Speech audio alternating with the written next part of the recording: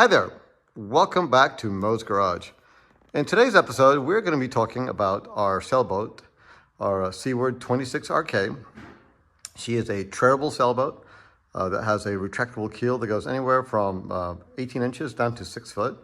So we have had her for about 3 years. Kathy and I did a pretty serious refit when we bought her, and she's actually in really nice shape. So Kathy has done all the canvas on the boat. And is actually right now doing additional canvas work. And currently what I'm working on is trying to figure out power for our fridge. So 2 years ago, we took Artemis up to the Pacific Northwest and sailed around the San Juan Islands and the Canadian Gulf Islands.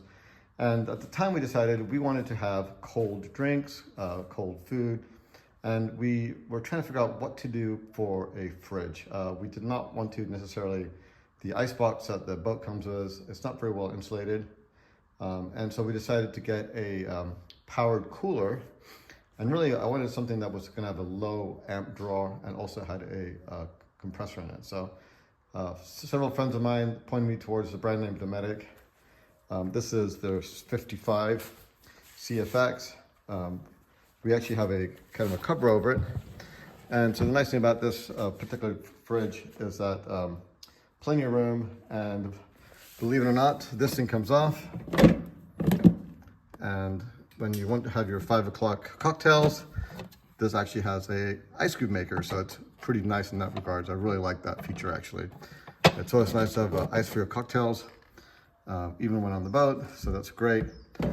This fridge, pretty much when we had it out, drew about 2.5, 3 amps per hour. So yeah, it did pretty well. And we did end up having to lose a spot on our settee internally to put the fridge on. But for Kathy and I, it was not a problem, still room for hers. So when we got the fridge, the big question was what to do about power. So I had just invested in 2 new AGM batteries in the boat. So this is the setup of our AGM batteries in the boat. There's really not a whole lot of room for additional batteries. You can see there's one in the back there, one over here. I do have the Victron Bluetooth battery monitors, which worked really well. So the big question is what to do about powering the fridge. We do not have a separate set of house batteries in this boat. Our boat has a traditional 1-2 all off. And I've read different things online about people trying to make that into a start battery, a house battery. But I decided I really wanted to do something different, and I also wanted additional storage capacity. So our fridge actually goes on the starboard settee over here. So normally this area would have a cushion on it, but we took the cushion out. We put a couple of tie-down straps in. So the cooler lives here, and quite frankly, if you're going to give up a whole entire settee for your cooler, you might as well make it as big as possible. So that's kind of part of the reason we went with the 55. When we first got it, it's like, oh my, this thing is huge. But afterwards, it's like, you know what? It fits perfectly in the space, and it's a good use of space. So thought I'd show you how that looks like. So as far as powering the cooler, what I ended up doing is I ended up putting a 12-volt plug over here. And basically, I put 2 12-volt plugs in. There's one over here, and then there's another one that runs all the way to the back of the boat. That's back down there. You can see it. And so that's just a straight-through connection. And I actually put my battery pack ends up going back here. Right now, obviously, there's a lot of stuff in the way just as I'm getting the boat ready. So, but that's kind of how I decided to kind of wire everything up. So now all this discussion about batteries, let's kind of wrap it up as to what I decided to do. So 2 years ago, instead of buying a couple of lithium-ion batteries and the charge controllers and the DC to DC converters, etc., I decided maybe it might be worthwhile looking into the battery pack systems. The thought was a battery pack was I could use it somewhere other than the boat afterwards. This wouldn't be a system permanently tied to the boat. I could have some additional use in other situations, which might work well with a portable fridge. So I decided to go with the EcoFlow River Pro. And this is a 750 watt battery. And they actually happen to sell a backup, like a second battery for the system that's kind of dumb. This first one has all the information, different ways of getting power, USB, DC, it has an inverter in it. But this is strictly a battery. So between the two of them, it's about 1500 watts, ballpark 120 amp hour-ish, somewhere in that range. So we have that. And then the other thing that came with the system was a foldable solar panel. It's a 170 watts full solar panel that's actually comes in a nice little case. You can fold it up. And then it lives on top of our Dodger when we are at anchor or in a mooring ball. And there is the solar panel all unfolded. As you can see, it's quite large. The carrying case will actually allow it to be put at an angle if it's on the ground. Obviously on a boat, doesn't do a whole lot, but I do like the fact there's lots of places to put attachment points. As I said, this lives on top of our Dodger, and it does a decent job.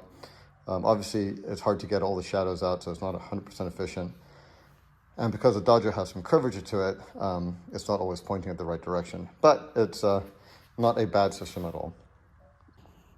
Okay, so this brings us back to the batteries. So from a performance standpoint, this is what we noticed. So the solar panels were doing a decent job of keeping the batteries at least breaking even or ahead during the day.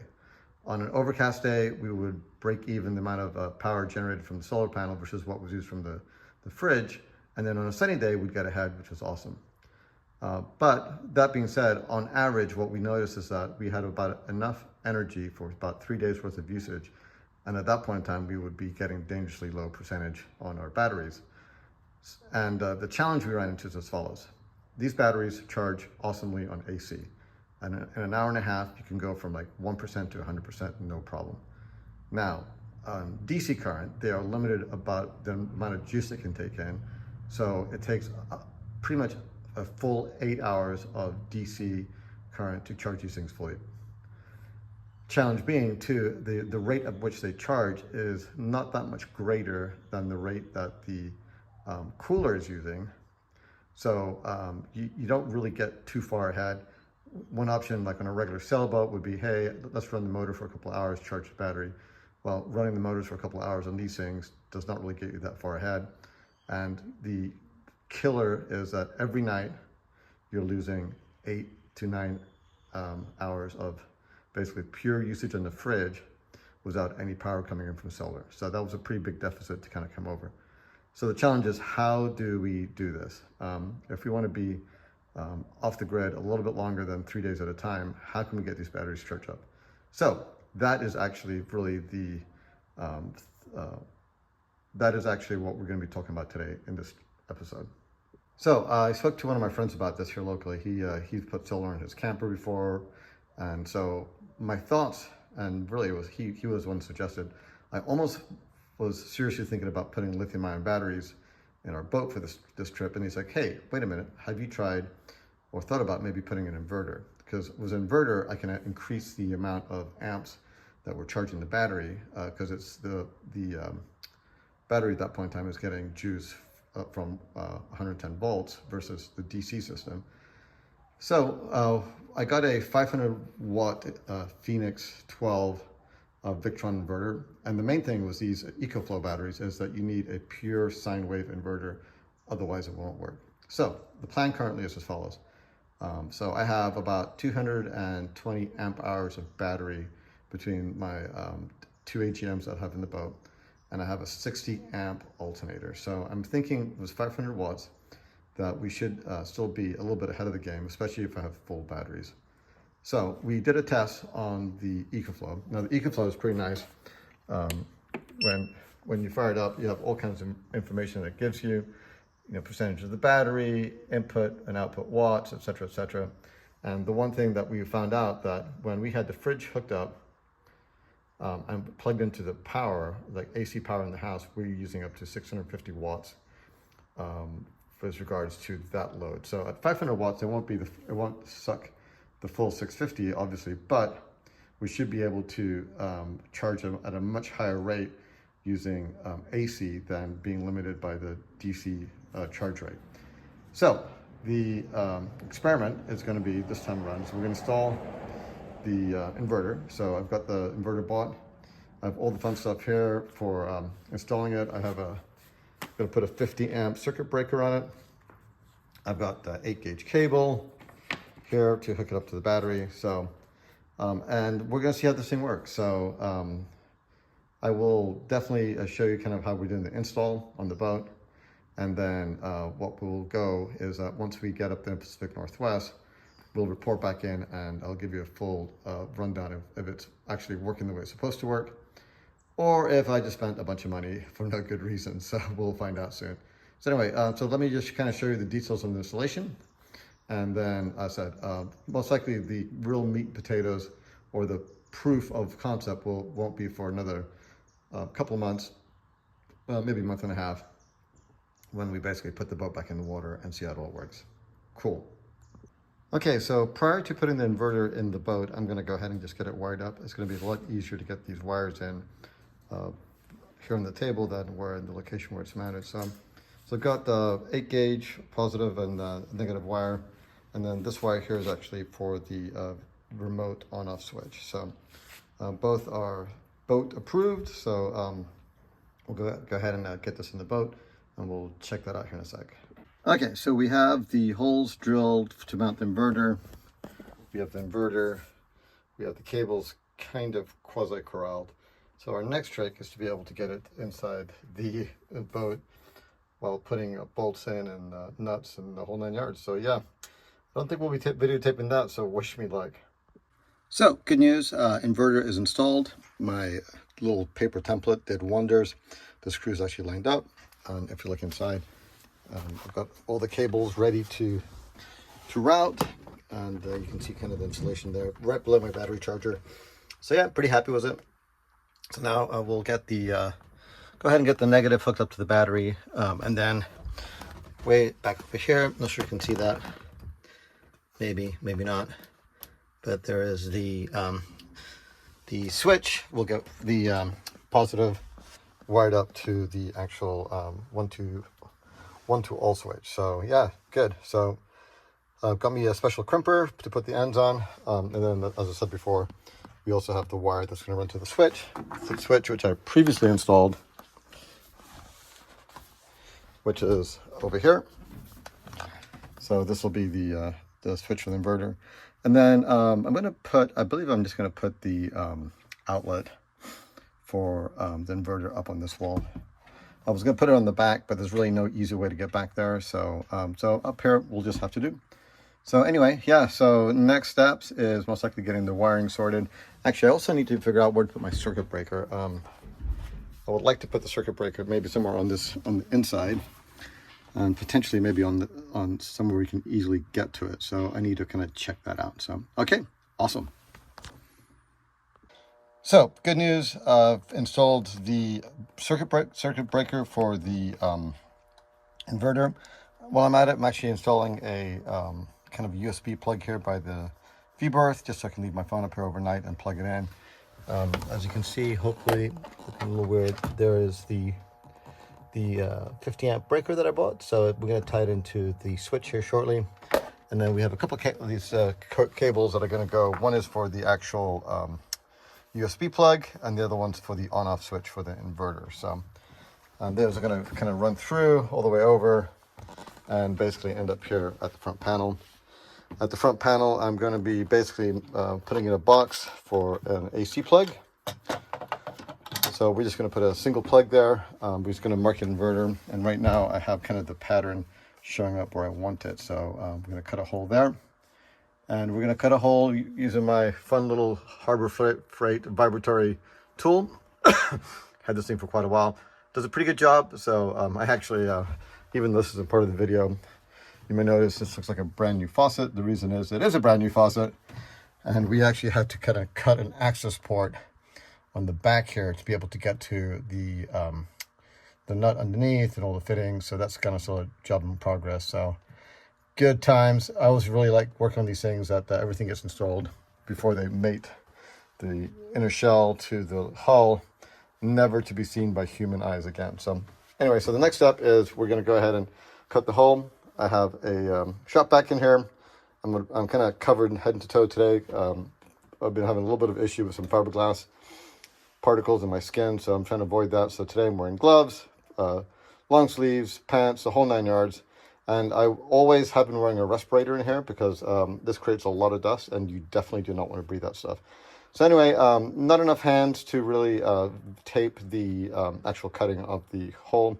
Nothing too exciting there, but we'll kind of come back when we stick this guy in there. And then what we're going to do is I'm going to basically run an extension cord that's going to plug in from the inverter that's at the front by the batteries.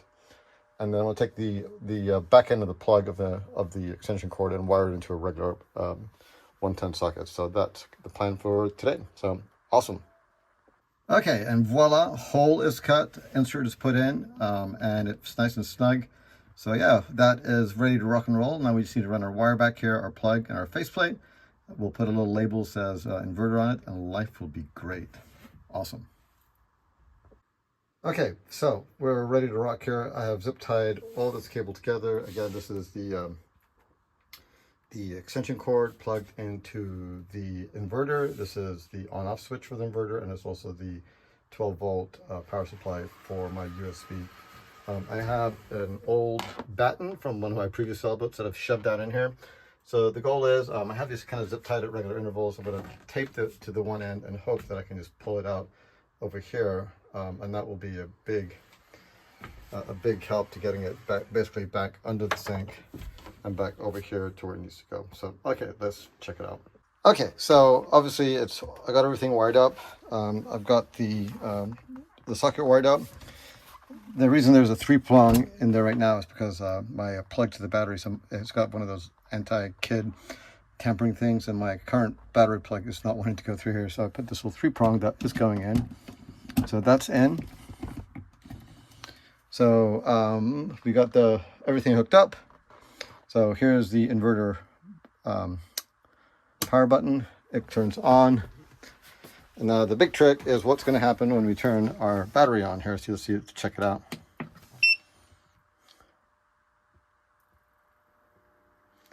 And it's getting input of watts. So that is good news. Look at that. And it's climbing.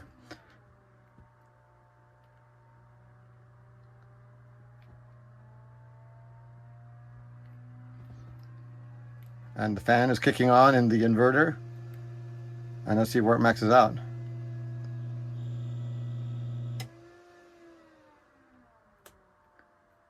Huh, interesting. So it kicks it up to 500 and then it stopped. So that is very interesting. We'll have to see what the deal is on that. Okay, good deal. Okay, so based on what just happened, the 500-watt inverter did not work. I should have really thought about it, but obviously the EcoFlow batteries require about 650 watts to charge. At least that's what the display says when you're charging on AC, that's pulling about 650 watts. That inverter was only really good for 500. It overloaded the inverter, and it basically ran for a few seconds and click, it went out.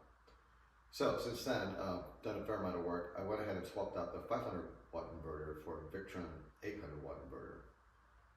Put that in, got it all wired up, hooked the batteries up. This time around, it lasted a little bit longer, but after about, 20-30 seconds or so, it tripped the inverter again. I suspect it has to do with the fact that looking at the batteries, when you turn that inverter on without the engine running, on both batteries, the batteries go from 13.5 volts down to like 12 right off the bat. So I'm thinking that has something to do with maybe a kind of a low voltage issue that the batteries are generating that is causing the Victron to basically trip. So the next step is I went ahead and put a 80 amp alternator on the boat.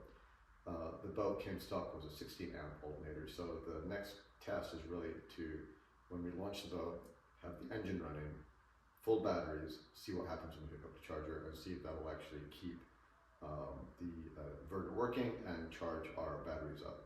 So at this point in time, we really can't do a whole lot until we basically put this thing in the water. So my hope is in about a few weeks to provide an update on if it's working and how it's working, and hopefully it'll be a positive review.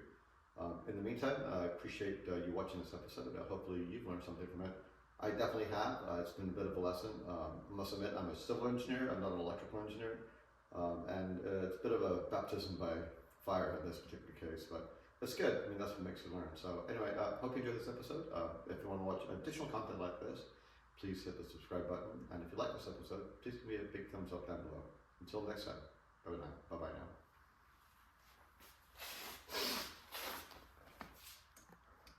If you like this video, hit subscribe and give us a big like down below. Thanks for watching.